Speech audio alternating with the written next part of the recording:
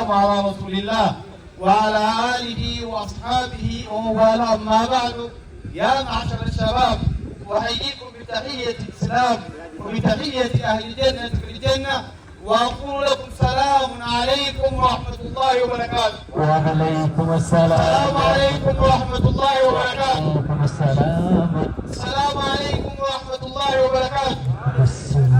kabajamtoota dargaggootaa fi barattoota magaalaa Shaashimannee, gootota keenya, goota Islaamaa, goota sabaa, goota biyyaa, baga Rabbiin guyyaa har'aa akkasitti dirree kanatti walitti nu qabe, alhamdulillahi rabbil aalamiin. Akkuma dirree kanatti walitti nu qabe, dirree aakiraas nabii walitti nu haa qabu. Yaa dargaggoota Islaamaa, dargaggummaan islaamummaa keessatti iddoo guddaa qaba.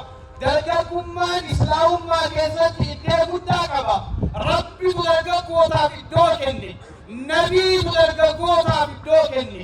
Dargaggoonni islaamummaa keessatti hum sufaraa'u l-islaami wa qaadatu juyuushihi wa haamilu liwaa'ihi. Dargaggoonni islaamummaa keessatti ambaasaaddara islaamaati. Jaratu islaamummaa barsiise. jaratu ergaa islaamummaatiif ergaa nageenyaa aalama guutuudhaan geessise. Dargaggootatiyyuu alaabaa islaamummaa kan baattotu, alaabaa islaamummaa kan qabeeju dargaggoota.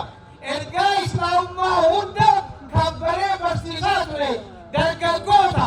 Kanaaf dargaggoonni keenya, dargaggoonni islaamaa iddoo ofii qabdan, iddoo keessan beekuun barbaachisaadha. maaliif yoo jenne Rabbi Qur'aana keessatti dargaggoo qofaatti baasee suuraa kaawwanteetaa ture beektan. Innahum fityatun aamanuu birabbihim wazidnaahum hudaa gaafa jedhu dargaggoo addatti baase. Maaliif?